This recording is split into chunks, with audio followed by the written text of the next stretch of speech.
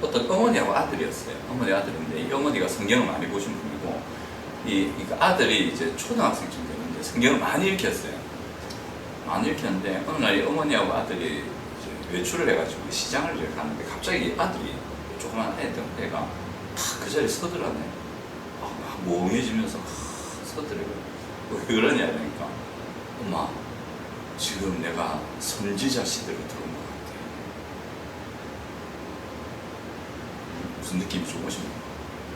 엄마 내가 지금 선지자 시대로 들어온 것 같아. 그러니까 그 주변 상황이 자기가 성경을 읽으면서 알았던 그 시대적 배경하고 너무 비슷하게 매치가 되는 거예요.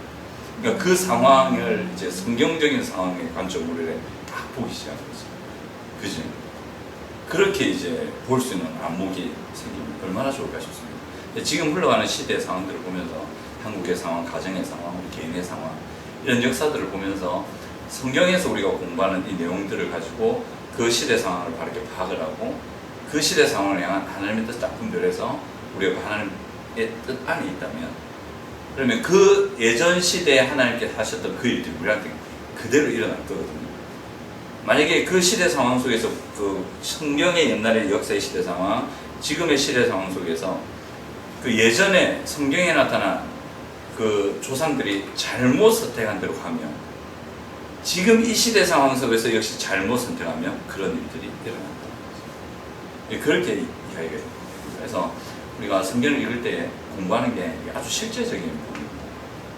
실제적인 부분이고 우리 삶에 실제적으로 하나님께서 어떻게 실제로 역사하시고 일으키시는가를 나타내는 일들입니다. 그 신앙생활 하시는 분들은 이래 말하는 경우가 있어요. 어떤 경우냐면 하나님 무섭다는 경우가 있어요. 왜 무섭냐면 일거수일투족을 하죠. 이제 어떤 신앙인들은 그걸 경험한답니다. 자기 모든 생각과 말과 행동을 아시고 딱 성경대로 역사가 딱딱딱 일어납니다. 그러니까 하나님 무서운 그러니까 자기가 선한 선택을 할 때는 하나님이 선하게 회복하시는 구체적인 일들이 자기 일상에 나타나고 자기가 하나님이 기뻐하시지 않는 어떤 성경적인 배경에서 일어나면 그때 반드시 하나님께서 징계하시고 어떤 트신다든지 어떤 일을 하신다든지 그게 나타납니다. 그러니까 이게 이제 느껴질 정도로 신앙의 경륜이 있는 분들이지. 그러니까 이제 하나님 무섭다. 그러니까 하나님 앞에 뭔가를 딱 잘못하려고 했을 때 겁이 덜컥 나면서 이제 이건 아니지. 이런 생각들을 가집니다. 그치? 그래서 우리가 성경을 읽으면서 지금 우리를 향하신 하나님의 뜻이 무엇인지를 배우는 게 제일 중요합니다. 그 포인트로 가셔야 됩니다. 성경에 많은 지식을 갖추는데 그게 나와 연결되지 않고 나의 일상과 나의 삶과 연결되지 않으면 그거는 그냥 책 다른 어떤 한 권을 읽은 것에 불과하거든요. 그러면 큰 유익이 없죠. 그래서 그리고 성경에서 뭐라고 하냐면 성경을 읽고 배웠는데 유익되지 못하는 이유 중에 하나가 믿음을 화합하지 않아서 좋다고 했습니다. 그러니까 성경을 이제 구약 성경 공부하실 텐데 이 내용을 보시면서 반드시 그 내용을 믿으셔야 됩니다. 그런 일어난 일들 또 이렇게 하면 이렇게 된다. 또 하나님께서 이런 약속들을 주셨다. 또 미래에 어떤 일을 이루실 것이다. 이런 것을 믿으셔야 됩니다. 그 믿음을 화합하면 성경의 내용들이 실제로 우리의 일상에 일어납니다. 내 믿음을 화합하지 않으면 일어나지 않거나 잘못하면 하나님께서 원하시지 않는 길을 막 갑니다. 왜냐하면 안 믿기 때문에. 그죠? 우리의 죄성과 타협해서 우리의 식대로 가거든요. 그러면 하나님은 하나님대로 살아계 역사하시죠. 우리가 하나님을 안 믿는다고 해서 하나님이 일을 안 하시면 그건 아니잖아요. 하나님 해가시거든요. 그러니까 우리가 뭘 선택하든 하나님은 하나님 뜻대로 가신다고. 그러니까 우리가 하나님께 맞추는 게 이제 답인 거지. 그게 잘 길이고. 자, 12페이지 한번 보겠습니다. 구약 성경 한번 보시면 12페이지 구약 성경 안내되어 있습니다.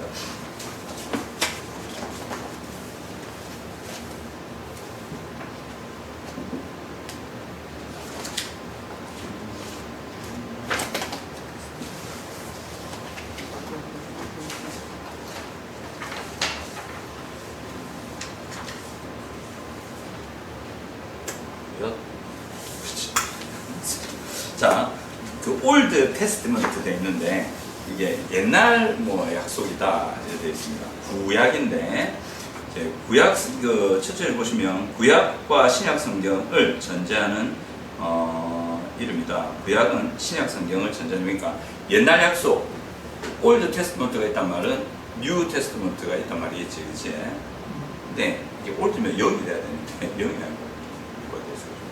자, 구약은 새 언약인 신약 성경에서 완성될 하나님 나라의 모습을 기록한 옛 언약이라고 할 수도 있어요. 이 중요한 게 하나님 나라입니다. 그러니까 신약 성경에서 완성될 하나님 나라를 얘기하시는 거예요.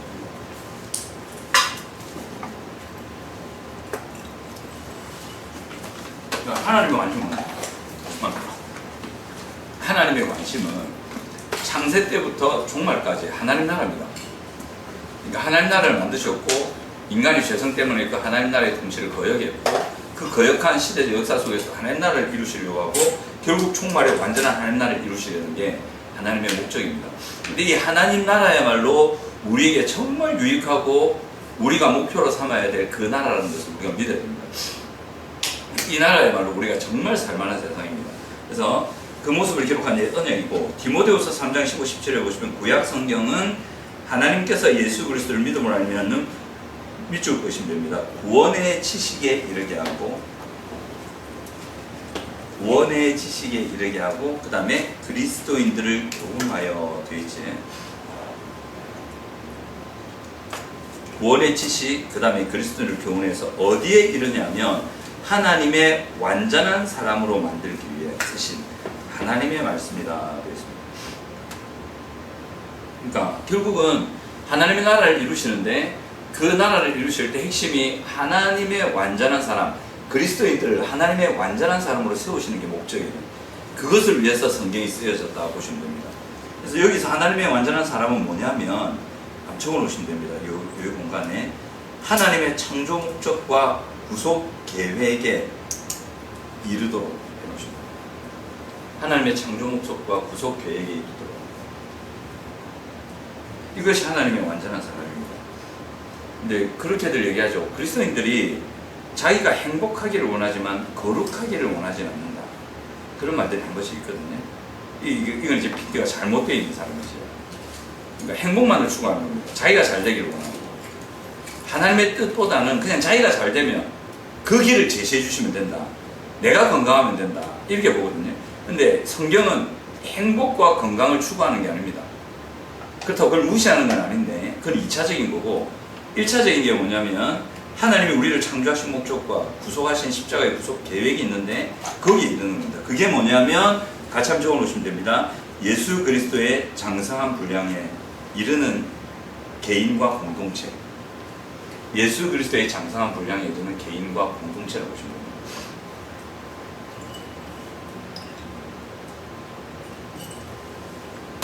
예수 그리스도의 장성한 분량에 이르는 개인과 공동체. 너희 예수 그리스도의 장성한 분량에 이르기까지 역사하신다 되는데 우리 보통 생각할 때 그렇게 생각하거든요. 예수 그리스도의 장성한 분량에 이른다면 우리 개인의 인격만을 생각합니다. 그렇지 않습니다. 왜냐하면 교회는 그의 몸이라 되어 있잖아요. 그러니까 교회 공동체 역시 예수 그리스도의 장성한 분량까지 가야 됩니다. 성도 개인뿐만 아니라 교회 공동체. 그래서 개인 공동체에 있는 그 옆에다가 성도와 교회 이런 것입니다. 성도 역시도 예수 그리스도의 장성한 분량으로 가야 되고 교회 역시도 예수 그리스도의 장성한 분량으로 자라가야 됩니다. 이게 하나님의 사람으로 완전하게 되는 거고 구원에 있는 겁니다. 여기에 참 행복이 있다고 합니다. 그래서 거룩함, 그리스도의 장성한 분량에 이르는 그 거룩함하고 우리의 행복하고는 동전의 양면이라고 그러거든요. 같이 갑니다. 떨어질 수가 없습니다. 만약에 예수 그리스도의 장성한 분량으로 자라가기를 별로 신경 쓰지 않는 성도나 교회가 있는데 그곳에 행복이 있느냐? 없습니다. 거기엔 행복이 없습니다.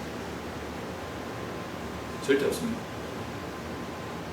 그거는 이제 행복이 아니고 편안한 그 에이스 침대 사시면 돼요. 그래서 요 목적으로 우리가 성경을 읽는다는 거. 그래서 성경을 읽는 것은 단지 우리의 어떤 성경의 지식을 우리가 아는 지식을 늘려가는 게 목적이 아닙니다. 이걸 통해서 정말 실제적으로 내 인격과 내 관계성과 내 말과 내 행위와 그런 우리의 가정의 모습과 우리 교회의 모습과 이런 개인과 공동체의 모습에 그리스도의 장성한 분량, 성령의 열매가 맺히도록 하는 것이 목적이다. 이 공부의 목적이라는 거예요.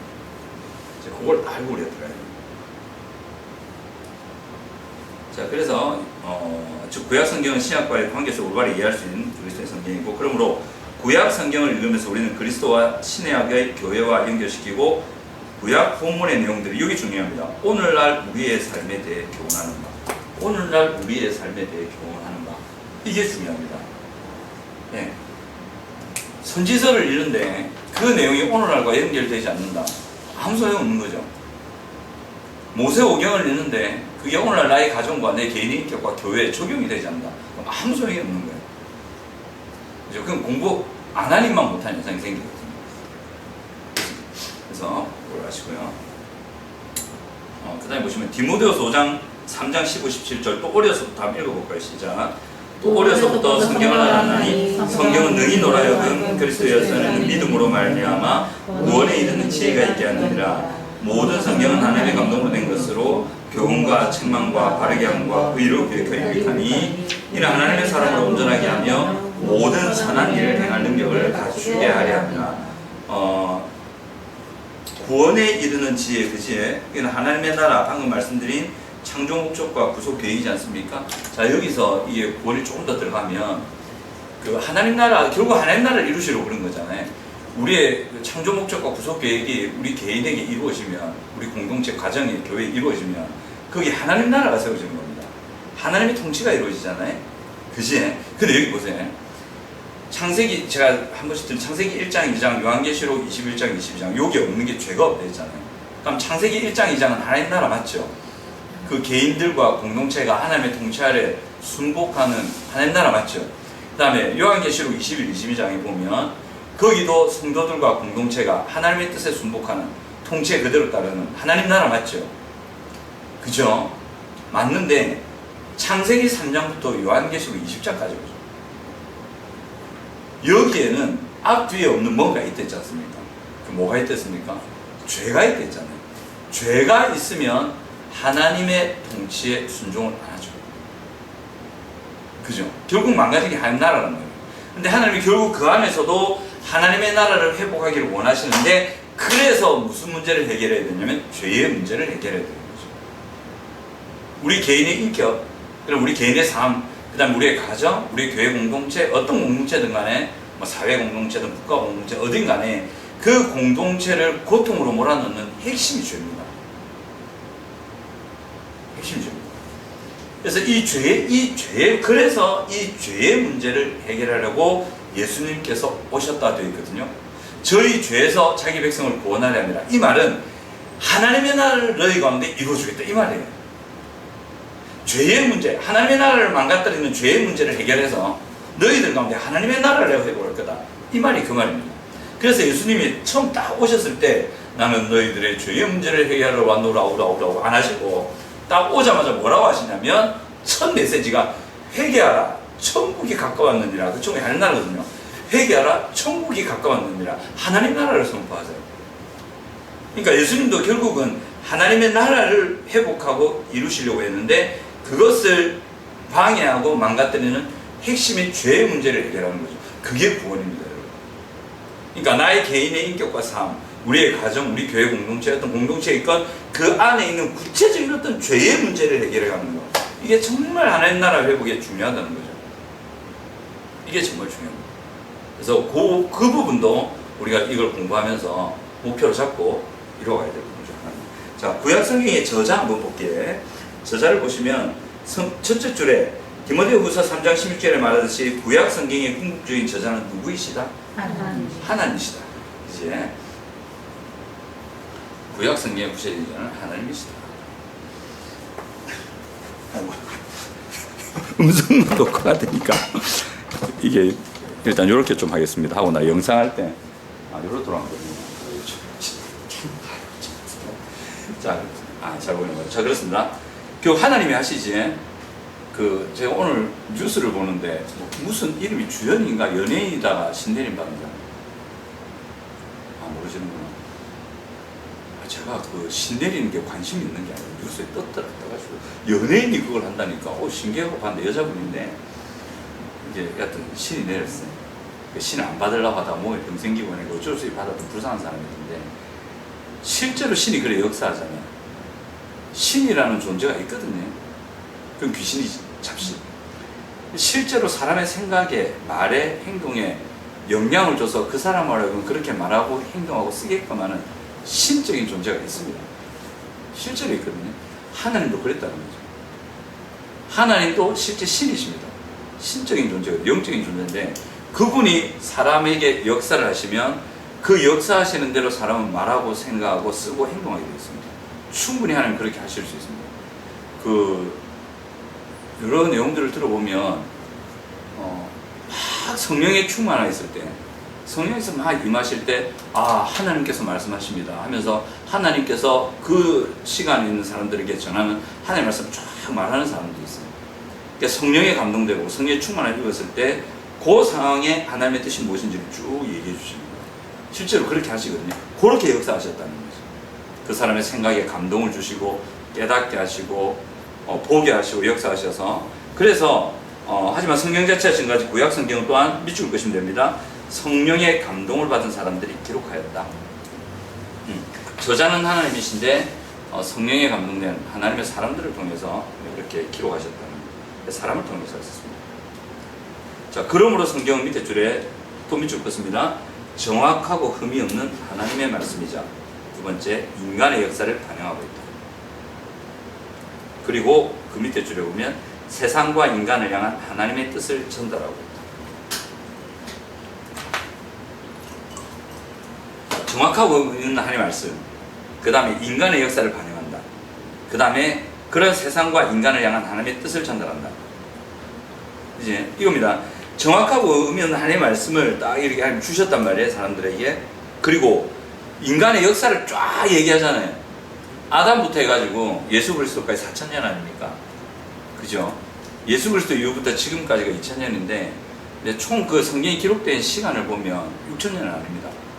그 사이에 뭐 한 400년 빠지고 또 AD 70년 위에 또 빠지고 이렇게 다 빼면은 있는데, 그 역사적인 시간들 속에서 하나님 말씀을 주시거든요. 어떤 상황들에 대해서 하나님 말씀을 주신단 말이에요. 그지? 그래서 그 때의 그 세상을 향한 그 사건과 그 시대적 배경을 향한 하나님의 뜻이 무엇인지를 전달하는 거지. 근데 여기서 그 상황에 왜 하나님께서 그 말씀을 주셨을까? 그게 중요한 거예요. 왜 그런 상황에 다윗이라는 상황, 그 다음에 사울이라는 상황, 솔로몬이라는 상황, 그 다음에 르호보암부터 그 위에 악하고 선한 왕들, 북이스라엘의 상황, 남유다의 상황, 그 다음에 아담과 하와의 상황, 노아의 상황, 그의 시대적 배경, 사람들이 여호와를 모른 체하고 지맘대로 하고 막 했던 그 상황들, 그 다음에 모세의 상황, 출애굽 상황, 애굽에서 생활, 포로기 생활, 다양한 상황들이 있고, 예수가 오셨을 때 로마에 압제해 있던 그 상황들, 그 상황들 속에 하나님 말씀을 전하거든요. 왜 그 상황에 그 말씀을 전하셨어요? 그 말씀을 전하는 목적이 뭐냐면 그 상황에서 하나님의 나라를 이루기 위해서 그 말씀을 주신 거예요.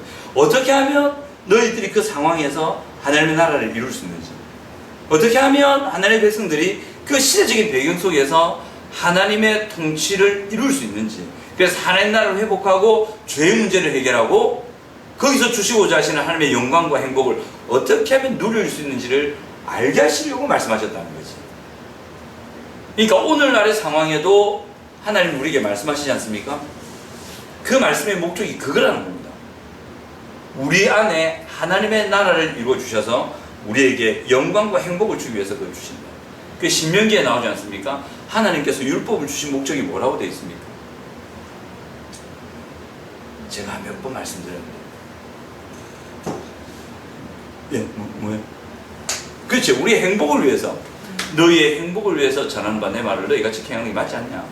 너희 행복을 위해서 하는 말인데 너희가 지켜 행하지 않는다. 그거 이상한 거 아니냐? 근데 그 행복이 그 원어로 뭐라 해야 되냐면 토브라고 되어 있습니다. 창세기 1장에는 하나님이 보시기에 선하더라는 그 선. 그러니까 하나님의 통치가 온전하게 그 개인의 인격과 구체적인 삶 속에 이루어지는 그 상태. 그것을 성경은 행복한 상태라고 표현합니다. 그걸 위해서 하나님께서 사람을 감화 감동시키시고 말씀하시고 기록하게 하셔서 하나님의 말씀을 주셨다는 거. 근데 결국 인간이 있었지 않습니까? 그리고 그 시대 상황 속에 맞는, 그 상황에 맞는 하나님의 말씀을 주셨잖아요. 그지? 그래서 뭘 보셔야 되냐면 12쪽 밑에 줄자 쭉. 그래서 우리는 하나님께서 사용하신 저자들의 기록 목적, 그러니까 저자들이 그 책을 기록한 목적이 있을 거라고. 그 다음에 본문들의 시대적 배경, 그 본문들이 기록된 시대적 배경이 있을 겁니다. 요즘 우리 묵상이 그 포로 귀환 시대 얘기하지 않습니까? 그죠? 얘기하고요. 그 다음에 언어와 문화 특징들을 살피면서 읽어야 됩니다. 왜냐면 그 시대 상황 속에 그 사람들이 주신 말씀이기 때문에 그걸 잘 우리가 공부해서 오늘날의 상황에 잘 적용해야 됩니다. 근데 신약 성경, 구약 성경 가만 보면 그때 시대적 배경이 오늘날과 별반 다르지 않습니다. 비슷합니다. 예를 들면 로마서 1장 한번 보십시오. 우상숭배와 동성연애가 판을 치잖아요. 그에 대해서 바로 경고를 딱 들어가지 않습니까? 우리나라잖아요. 이래 되면 하나님 떠납니다. 하나님 그 사람들 내버려 둡니다. 그러면 비참한 일이 생깁니다. 그래서 지금 한국에 하는 그런 단체들과 개인들과 사람들이 무너지고 깨어지고 그런 일이 생기는 원인이 거기 있거든요. 그 교회는 그걸 볼 줄 알아야죠. 그래서 교회가 살아야 돼요. 교회가 살아야 그 부분에 대한 정확한 문제를 파악하고 해결책을 제시하거든요. 그래야 돼요. 그러니까 별반 다르지 않아요. 옛날에 우상숭배가 크게 달했을 때는 반드시 하나님께서 역사하십니다. 근데 지금은 우상숭배가 어느 정도 좀 애기 장난처럼 통제되고 있어요. 옛날에 이게 법으로 통제 안 될 때는 얼마나 무서웠냐면 우상숭배를 하면 절벽에서 사람을 제물로 떨어뜨리고 인신제사 드리고 애들을 불가운데 태워 죽이고 이런 일들이 비일비재하게 일어났어요. 성적인 타락은 이런 말 할 수 없고 막 다 깨졌어요. 그러니까 제약 없이 막 그래가지고 그러니까 하나님 강하게 역사해요. 로마가 망한 이유가 뭔지 아십니까? 힘이 없어서 망한 게 아닙니다. 내부적 부패 때문에 그렇습니다. 우상숭배와 도덕적 타락, 그 두 가지가 로마 패망의 원인입니다. 딱 하나님이 패망한다 했잖아요. 딱 그렇게 되면 다 무너뜨린다 돼 있잖아요. 지금 우리나라 우상숭배가 막 넘쳐나잖아요. 근데 그 과거 시대만큼 그렇게 안 돼 있지. 이게 법이 어느 정도 통제를 하거든요. 법이 억압을 하고 있다. 만약 이게 조금이라도 느슨해지잖아요. 와악 번져나옵니다. 지금도 이제 삐적삐적 번져 나오고 있습니다. 그 현상 중에 하나가 동성연애고 여러 가지 다른 이상한 일들이 막 일어납니다. 지금 이 시대 상황 별반 다른. 그럼 여기서 우리가 뭘 해야 되는가? 이제 뭘 해야 되냐면 우상을 없애야 되는 거죠. 예를 들면 그 구약에 보면 요시아라든지 우시아라든지 뭐 이런 히스기야나 이런 왕들을 보면 그 선대 왕이 굉장히 우상을 숭배했어요. 그지? 그리고 그 다음 왕이 그 선한 왕이 딱 통치 시작했을 때 뭐부터 하냐면 우상을 다 태우고 그리고 우상을 섬겼던 제사는 다 죽여버립니다. 보내버립니다. 신약에서도 똑같은 일이 있습니다. 어디에 나오는지 아십니까? 이거 똑같은 일이 있습니다. 사도행전에 나옵니다. 에베소에서 사도 바울이 복음을 전했거든요. 그러니까 에베소 지역에 아데미 우상부터 해갖고 엉망해서 점치는 사람들만 가득했었거든요. 사도 바울이 복음을 딱 전하니까 그 우상 숭배자들이 자기의 우상들, 마술책들 다 가져와서 산더미처럼 싸고 그 자리에서 태워버립니다. 이게 해결책입니다. 오늘날에도 그 역사가 일어나지 말라는 법은 없겠죠. 그죠? 교회 안에 이런 일들이 있어요. 그러니까 우리는 무당한테도 복음을 전해줍니다. 혹시 그 무당이 예수 믿고 이제 이거 없애렸죠. 제가 한번 이거 망가뜨리러 간 적이 있거든요. 부수러 간 적이 있어요. 했는데 그분이 이제 전 보고 막 신성기는 사람인데 자기가 그걸 못 깨부수더라고요. 되게 겁이 나나 봐. 집사님은 그 신단 있으면 이거 부수러 갈 수 있겠습니까? 저는 아마 뭣도 몰라서 아마 할 것 같은데요. 신집단지도 있고 이렇던데 집사님 갈 수 있겠어요? 무섭지만 것 같아요. 그죠? 가야지. 네. 아무 생각이 없으니까 솔직히 말해서 걔네들이 무서운 신인지조차도 솔직히 잘 맞아. 모르겠어요. 그냥 우리 눈에는 잡신처럼 생각이 어. 되는 거, 더러운 귀신 이렇게 생각이 되는 거. 근데 신을 섬기는 사람들 그거 손대면 뭐 살을 맞는다 뭐 저주 받는다 뭐 어쩌고 그렇게 얘기하고. 그런 얘기가 있던데 저는 이제 그런 거 잘 모르니까 뭣도 모르고 한 거지. 뭣도 모르는 게 아니고 제대로 한 거지. 가서 그냥 철거발이 돼가지고 철거하고 막 뜯고 철거하고 나누고 나중에 대나무 봉 뽑고 있고 뭐 무슨 비치고 달려있고 이러고 다 뜯어버리고 이러고 하고 치우고 왔는데 아무것도 없더라고. 그러니까 그렇게 하고 그분이 교회를 나오셨거든요. 이제 그런 일들도 있을 수 있다는 거죠. 시대 우상 숭배는 어떻게 있을 수 있을까요? 시대의 우상 숭배. 이 시대의 우상 숭배는 그러니까 우리가 우상 숭배를 확대해서 해석을 하면 자기가 주인되는 현상. 그러니까 우상 숭배를 왜 하느냐를 딱 치고 들어가면 우상 숭배 본질을 끄집어냅니다. 저번에 말씀드렸듯이 인간들이 왜 우상 숭배를 하냐면 하나님을 자기 마음대로 가지고 놀고 싶어서 그래요. 그러니까 아담이 했던 게 우상 숭배입니다. 하나님 머리 위에 올라가지고 하나님의 능력을 자기 마음대로 쓰고 싶은 거예요. 그러니까 자기가 원하는 걸 하나님의 능력을 뒤집어 와가지고 자기가 원하는 걸 이루고 싶어 하는 거예요. 요거 인간이 하고 싶어 하거든요. 죄성의 가장 근본적인 행동입니다. 이걸 하려는데 하나님이 그 인간의 말을 들을까 안 들을까?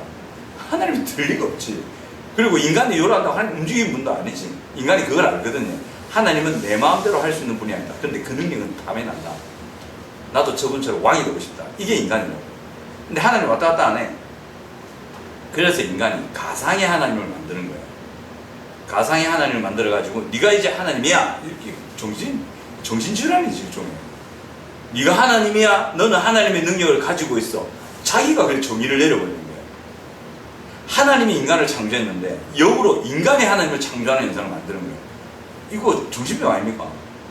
예를 들면 이런 거예요. 연필 보고 제가 지금 야 너는 오늘부터 강아지야. 자 강아지 내가 널 쓰면 너는 멍멍멍 해야 돼. 슥슥 소리가 나요. 슥슥슥 있으면 슥슥 소리가 나지 않습니까? 근데 멍멍멍으로 들려요.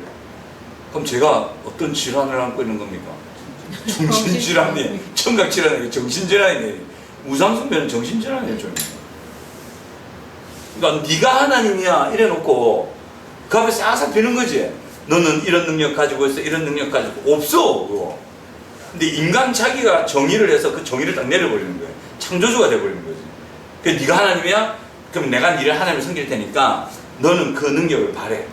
이런 거지. 근데 그 능력을 바랍니까? 바라지 못합니까? 못하지. 우상은 그걸 못해. 귀신이 장난질하는 거지. 그렇게 만드는 거예요. 결국 우상숭배가 뭐냐면 어떤 나무 목소리를 만들어가지고 그걸 만들어서 절하는 게 우상숭배가 아니고 자기가 중심이 되어서 자기가 하나님이 되고 자기 마음대로 세상을 끌고 가려는 욕심. 이게 우상을 숭배하는 거예요. 그러면 이게 교회 안에도 있을 수 있지.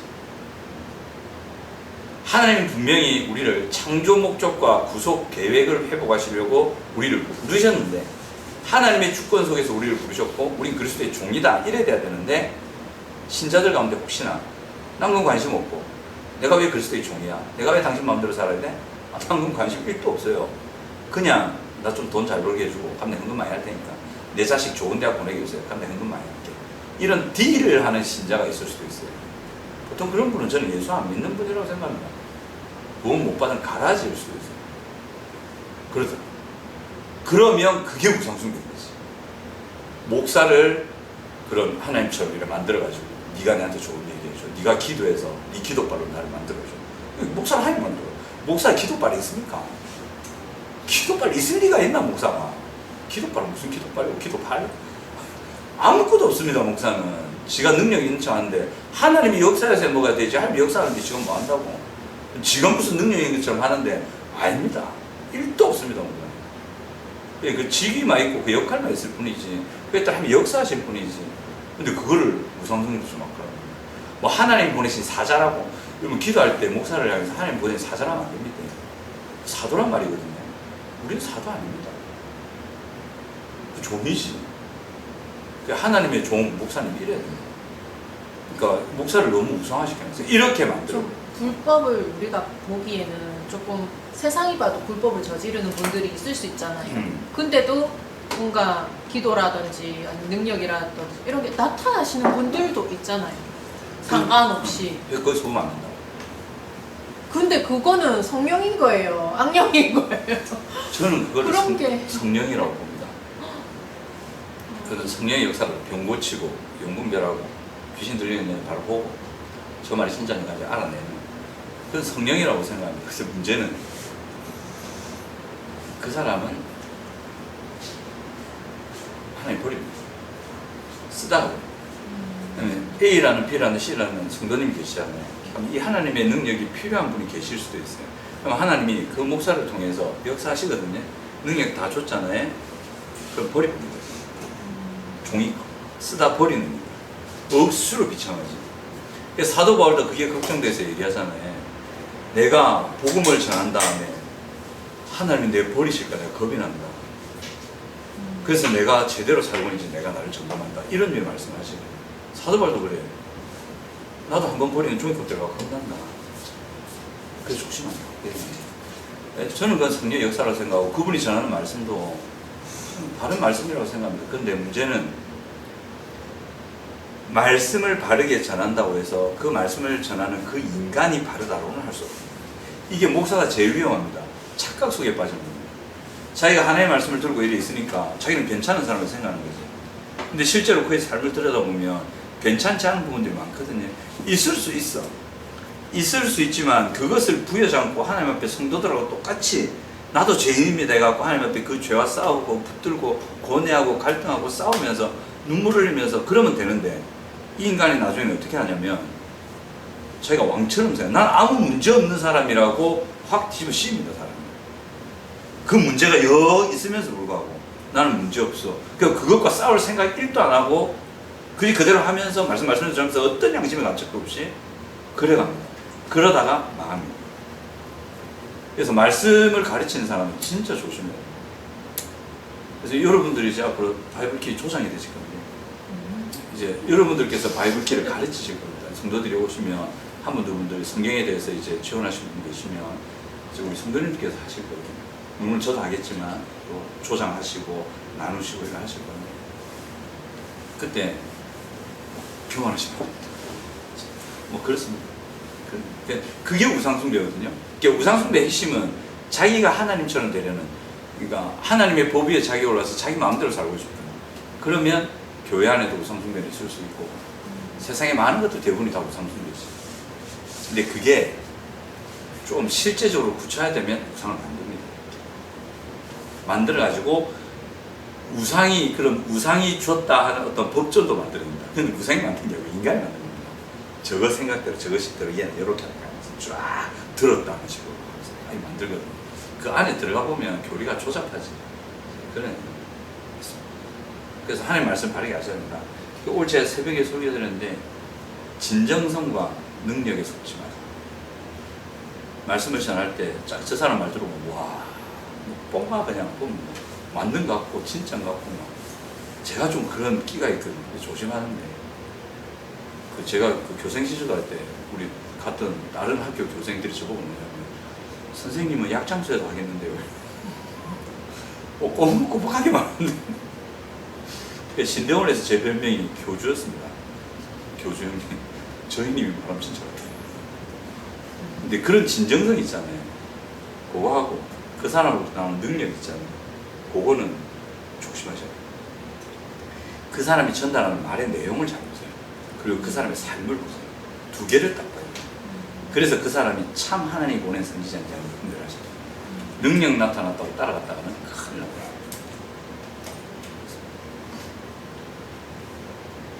그러면 능력 없는 사람만 쫓아다녀야 돼요. 그것도 아니고. 그러니까 말씀과 삶을 잘 보셔야 돼요.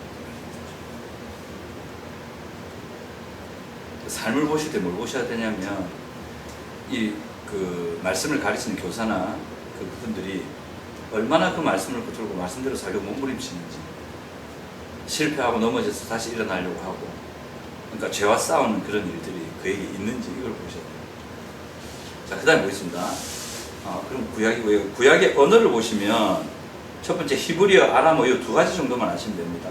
히브리어하고 아람어로 써야 되는데 대부분 히브리어로 쓰여 있고, 그 다음에 뭐 다니엘서, 뭐 스바냐, 뭐 창세기 뒷부분 예레미야서 등 아람어로 기록된 부분도 있습니다. 다니엘, 에스라 일부가 아람어로 기록된 이유는 당시에 페르시아 제국이라고 있거든요. 이게 메데파사 제국인데 그 앞에 바벨론에 포로로 잡혀가지 않습니까? 그 다음에 이제 메데파사로 이게 옮겨가는 과정에서 다니엘이 그때까지 있거든요. 그 다음에 에스라서도 포로기한 시대에 있었던 사람이고, 그러니까 아람어가 그 시대에 쓰인 그 용어이기 때문에 쓰였습니다. 근데 우리는 히브리어하고 아람어 몰라도 괜찮습니다. 히브리어 공부하면 사람이 히브리브리 되고 헬라어 공부하면 사람이 헬렐레 아셔야 됩니다. 그냥 주석 보시고 원어 찾아보시면. 자, 그 다음에 13절 구약의 지리와 지형 및 기후 나오지. 요거는 그냥 넘어가셔도 되는데 이스라엘의 그 지형이 그 위치가 어디냐면 여기가 이스라엘이면 바로 요 밑에가 애국입니다. 바로 요 위에가 옛날에 아수르 제국이 있었고 바로 요쪽이 바벨론이거든요. 요 지중해가 있습니다. 양 사방에 묶여 있었어요. 바벨론이 있고 이 바벨론이 나중에 여기 있다가 페르시아 제국 여기 치고 들어오면서 다 잡아먹고요. 다 잡아먹는데 그 다음에 로마가 나중에 와서 이거 쫙 다 흩어버리는데 이게 이 가운데 끼어가지고 나중에는 바벨론하고 갈그미스 전투에서 요 밑에 애국하고 치고 올라와서 전쟁터가 됩니다. 요시야 왕이 옆에 죽거든요. 그게 뭐 7월 애국이다 막 이러는데 그 여하튼 요걸 치고 올라오고 애국 아수로 내려오고 애국 치고 올라오고 그러니까 그렇게 치이는 나라도 되면서 굉장히 위험했던 게 뭐냐면 이 주변국들이 싹 다 우상 숭배하는 국가들이었어요. 대제국들이요. 혹박하면 그냥 하나님 의지 안 하고 이러고 갚는 거라. 그래서 애국으로도 도망가고 하나님 애국 가지 말랬는데 애국하고 막 딴 데 붙고 막 이러거든요. 그러니까 치기도 하면서 오염될 수도 있는 위험한 환경에 딱 처해 있었습니다. 우리가 딱 그렇잖아요. 우리 주변에 얼마나 많이 있습니까 그런 게. 그치? 온갖 이단들부터 해가지고 세상 사상들 얼마나 우리를 오염시키려는 거지. 뭐 그런 것들 볼 수 있습니다. 자, 그 다음에 넘어가 보시고 고대 중동 지도가 16페이지에 나옵니다. 아까 말씀드린 그런 부분인데 자, 구약 성경의 구성과 배열 이거 보면서 영상 하나 보실 건데 자, 구약 성경의 배열이 크게 세 가지로 됩니다. 17페이지의 두 번째 줄 보시면 히브리어 성경도 있지.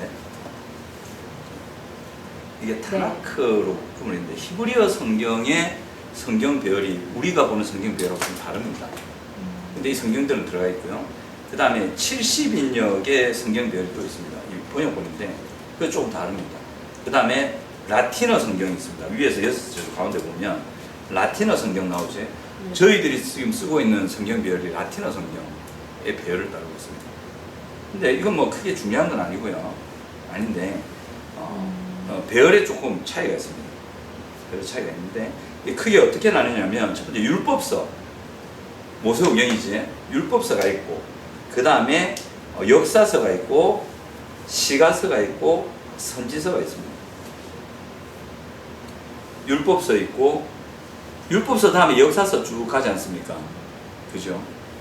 요서부터 쭉 흘러 들어가는데 역대기 상하까지 이어집니다. 그 다음에 시가서가 끼어있죠. 그죠? 시가서는 그 시대의 백성들이 하나님을 향해서 기도했던 또 어떤 삶을 살아야 되는지 구체적으로 상수 얘기하는 것들이고 그 다음에 선지서가 나오죠.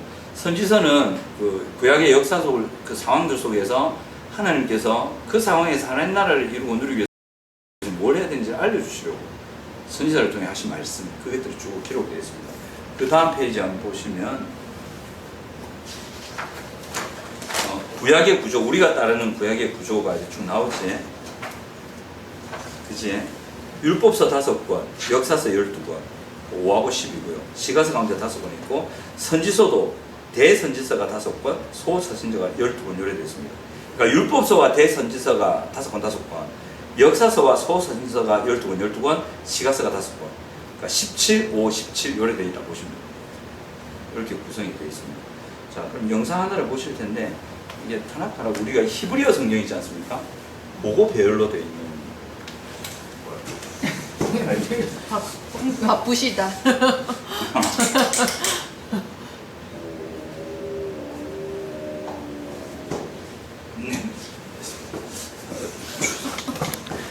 아휴,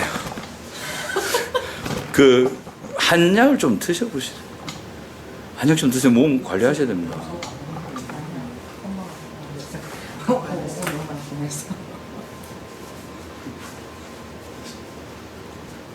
몸이 너무 약하신데. 보겠습니다.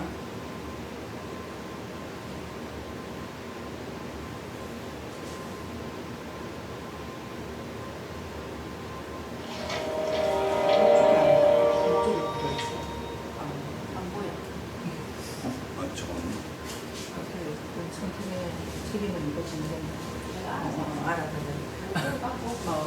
여러분이 개신교의 성경을 펴고 목차를 보면 처음 4분의 3에 해당하는 부분을 묶어 구약이라고 부른다는 걸 알 수 있습니다. 구약의 목록을 살펴보면 총 39권의 작은 책들이 4개의 주요 부분으로 분류된 것을 보게 되는데요. 맨 처음 5권은 율법서라고 불리고 다음은 역사서, 그 다음은 시가서, 그리고 마지막은 선지서로 불립니다. 요게 우리 보통 아시는 거지? 뭔지 아시겠지? 언뜻 보면 단순한 것 같지만 실은 생각보다 더 복잡하고 훨씬 더 흥미롭습니다. 이처럼 이 작은 책들을 구약이라는 한 권의 책으로 정리한 것은 기독교의 전통으로서 예수님과 사도들 시대 이후에 개발된 것인데요. 고대 유대교 전통에서 이 작품들은 각기 다른 두루마리에 쓰여 있었으며 세 부분으로 구성된 모음집으로 간주해 타나크라 불렀죠. 이 말은 히브리어로 토라, 즉 율법서, 네비임, 즉 예언서, 그리고 케투빔, 즉 성문서의 머리 글자를 떼어 만든 약어입니다. 타나크는 개신교의 구약과 같은 책들로 구성되어 있지만 배열은 다르게 되어 있습니다. 토라는 율법서, 즉 모세오경에 해당합니다. 하지만 예언서는 4권의 역사서와 특정 선지자들의 이름으로 불리는 15권의 책으로 이루어져 있습니다. 다음은 성문서로서 다양한 시와 이야기 형식의 글로 이루어져 있습니다. 이러한 3부 구성은 정말 오래된 것인데요. 고대 유대 문서인 사해사본이나 지표서에 언급될 뿐 아니라 예수님도 이에 대해 말씀하셨습니다. 그리고 그 이유는 이러한 3부 구성이 두루마리들 자체의 구성 형태의 바탕에 깔려있기 때문입니다. 주의 깊게 살펴보면 모든 두루마리가 상호 참조를 통해 조율된 것을 발견할 수 있고 이게 바로 각각의 문서를 3부로 구성된 하나의 책으로 연결하는 역할을 하는 것이죠. 그런데 누가 이 두루마리들을 모았을까요? 이는 긴 과정이었는데요. 우리가 잘 아는 모세나 다윗같이 유명한 작가들도 있지만 대부분은 익명으로 남아있는데요. 성경에서는 그들을 단순히 서기관 또는 선지자라고 부르죠. 이 두루마리들은 이스라엘의 역사를 거쳐 형성된 것으로서 여러 세대의 선지자, 서기관들이 이전의 이야기와 시들을 모아 보다 큰 단위로 통합한 뒤 마침내 이 모든 자료를 하나의 두루마리 모음인 타나크로 편찬한 것입니다. 시편과 선지서에서 분명히 볼 수 있듯이 선지자 서기관들은 하나님의 영이 이 모든 과정을 인도하셔서 인간의 말을 통해 하나님이 그분의 백성에게 말씀하신다는 것을 믿었는데요. 이게 바로 그들이 이 글들을 소중히 여기고 공부하여 통일된 하나의 전집을 편찬한 이유입니다. 우리는 정확히 언제 이 과정이 완성됐는지는 모르지만 예수님 탄생 전 마지막 몇 세기 중에 완성된 것으로 추정됩니다. 이렇게 완성된 타나크는 이스라엘의 역사가 온 세상을 구원하시려는 하나님의 목적을 드러낸다는 선지자적 해석을 제공합니다. 이 하나의 영상에 타나크 전체의 내용을 담을 수는 없지만 이 두루마리들이 무엇에 관한 것인지 개관하는 것은 도움이 될 것입니다. 토라는 하나님께서 멋진 동산을 창조하시고 복을 베푸시는 장면으로 시작합니다. 매우 선한 세상을요. 하나님은 이 세상을 그분의 형상을 닮은 피조물인 인간, 히브리어로 아담에게 맡기십니다.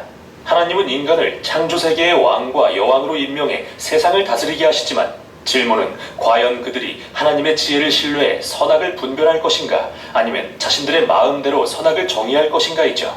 그런데 여기 인간 외에 뱀이라는 불가사의한 피조물이 등장합니다. 창조주에게 반역한 뱀은 인간을 꾀어 어리석게도 관대하신 하나님께 대항하게 합니다. 그 결과 인류는 하나님이 주신 생명의 원천에서 분리되고 복된 동산에서 쫓겨나 위험한 광야에서 죽을 처지가 되고 말죠. 거기서부터 인류는 계속 퍼져나가면서 선악을 재정의하고 이야기는 급격히 추락합니다. 그들은 폭력과 압제로 가득한 성읍들을 건설하는데 이 모든 게 바벨론이라는 성읍의 기초가 됩니다. 그리고 바벨론은 하나님의 자리에 앉아 자신을 높입니다. 하나님은 그분의 세상을 복주시고 인간을 통해 다스리기 원하시지만 바로 인간이 문제입니다. 그들은 악의 영향 아래에 있으며 어리석고 근시한 적이어서 자멸을 향해 가고 있는데요. 이것은 모두 하나님의 해결책을 위한 설정이죠. 우린 새로운 종류의 인간이 필요합니다. 그래서 하나님은 뱀에게 굴복하지 않을 새로운 인간이 올 것이라고 약속하십니다. 여기서부터 이야기는 아브라함과 사라라는 한 부부의 가문에 주신 약속의 자취를 따라갑니다.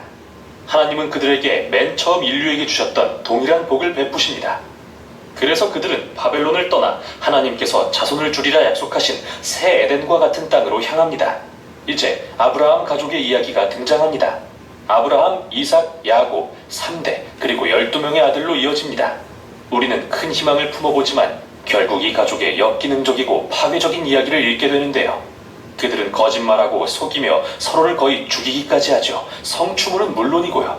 하지만 에덴 동산 이야기 이후 뭘 기대하셨나요? 그들은 인간입니다. 결국 아브라함의 자손은 이집트에서의 유배를 겪습니다. 아브라함 가족의 이 모든 실패는 이 이야기의 몇 안 되는 빛나는 순간을 위한 어두운 배경이 되어주는데요. 하나님은 이들에게 변함없이 신실하시고 심지어 언약이라 불리는 영원한 약속을 허락하시어 그들을 통해 온 인류를 구원하고 복을 베푸시겠다고 하십니다. 정확한 방법은 알 수 없지만 아브라함의 자손들은 그들이 자신들의 이기적인 책략을 멈추고 하나님의 약속을 철저히 신뢰할 때 전성기를 누립니다. 이때부터 자손이 늘어납니다. 그들은 결국 이집트의 노예가 되는데 여기서 토라의 또 다른 주요 인물인 모세가 소개됩니다. 하나님은 그를 일으켜 세워 이스라엘 백성을 구원하고 그들 모두가 하나님과의 언약 관계로 초대받을 산으로 데려가게 하시는데요. 그들은 여기서 613개의 율법 조항, 즉 하나님을 세상에 충실히 대변할 새로운 종류의 인간이 되게 하는 지침을 받게 됩니다. 모세는 이 모든 과정을 중개할 만한 훌륭한 자였는데요.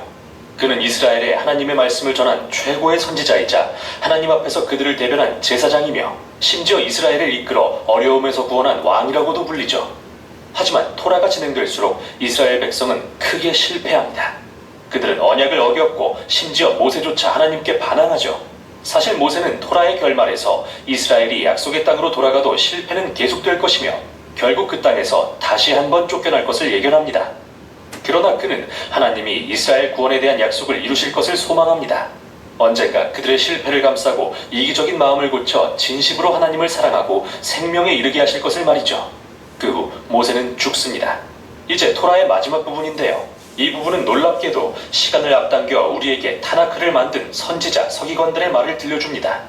그들은 자신들의 시점에서 모세의 이야기를 돌아보면서 다시는 이스라엘 역사에서 모세와 같은 선지자가 일어나지 못했다고 말합니다. 모세와 같은 선지자요, 제사장인 왕이 또 나타나면 좋을 텐데 말이죠. 그러고는 네비임으로 넘어갑니다. 이는 두 부분으로 나뉘는데요.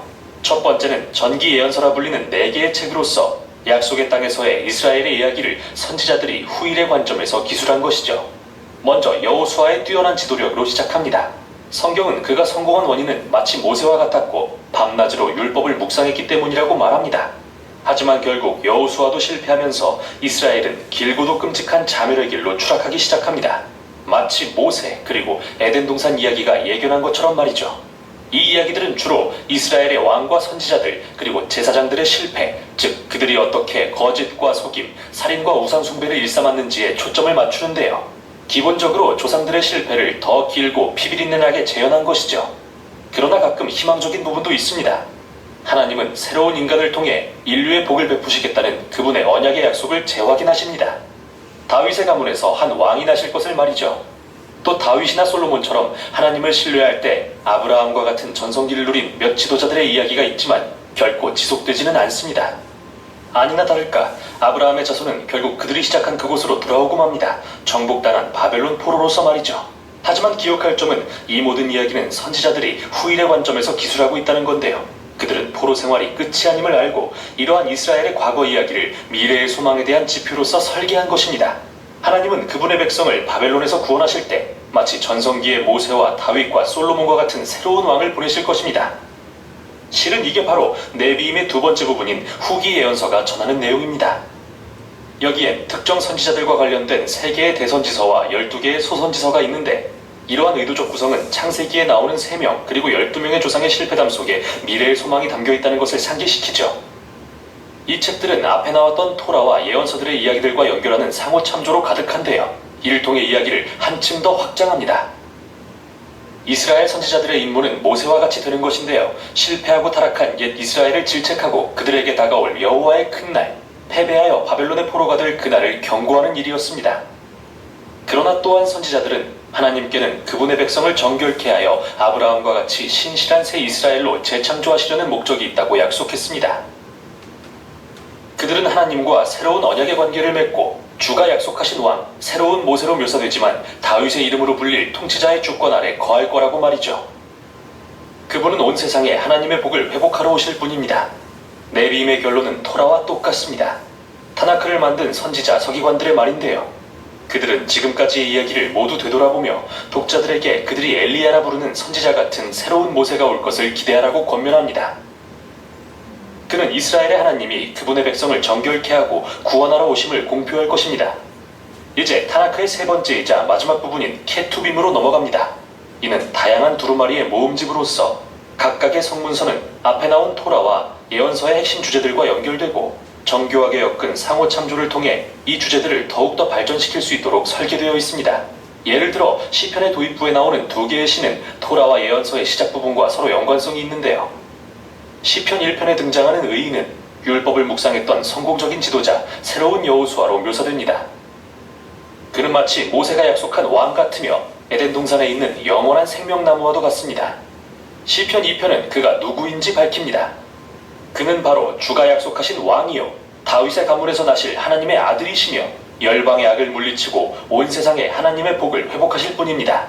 시편의 나머지 부분은 하나님의 백성이 이 미래의 소망을 기다리며 어떻게 기도해야 하는지 가르칩니다. 다음으로 등장하는 지혜서는 토라와 예언서의 이야기가 제기했던 가장 난해한 몇 가지 질문들에 대해 다루는데요. 잠언은 토라 속 모세가 말하듯 하나님을 신뢰하라, 신실하며 순종하라, 그러면 평화와 성공을 얻을 것이라고 합니다. 하지만 전도서와 욥기는 이스라엘의 복잡한 역사를 돌아보며 말합니다. 우리도 시도해봤는데 그리 간단한 문제가 아니더군. 이 세 권의 책은 하나님의 선하고도 종종 혼란스러운 세상에서 지혜롭게 사는 것이 어떤 의미인지 심오한 대화를 이어갑니다. 타나크의 마지막에 쓰인 두 권의 책은 결정적인 기여를 하는데요. 다니엘서는 이스라엘의 실패와 고난의 긴 역사를 돌아보면서 이를 창문 삼아 이 세상의 새로운 미래에 대한 소망을 바라봅니다. 언젠가 토라와 예언서가 약속한 그 새로운 인간이 올 것입니다. 그는 인류의 짐승과 같은 악한 본성에 짓밟힐 것이지만 하나님은 그를 의롭다고 하시며 일으켜 세워 세상을 하나님의 권능으로 다스리게 하실 것입니다. 마지막으로 역대기는 타나크의 맨 처음부터 이스라엘의 포로 귀환에 이르기까지 모든 내용을 다시 한번 들려줍니다. 저자는 하나님이 다윗에게 주신 미래의 왕에 대한 약속에 집중합니다. 그분은 새 예루살렘에 하나님의 백성을 모으시고 열방에 하나님의 복을 베푸실 분이죠. 역대기의 마지막 구절들은 타나크 곳곳에 담긴 핵심적인 말씀들과 서로 관련을 맺고 있습니다. 이 구절들은 궁극적인 포로 귀환에 대한 소망을 멈추지 않고 하나님이 그와 함께 하시는 한 이스라엘 사람이 올 것을 가리킵니다. 새 예루살렘에 올라가 그곳을 회복할 자를 말이죠. 이렇게 이야기는 끝이 납니다. 타나크는 고대 히브리어 사본들을 계획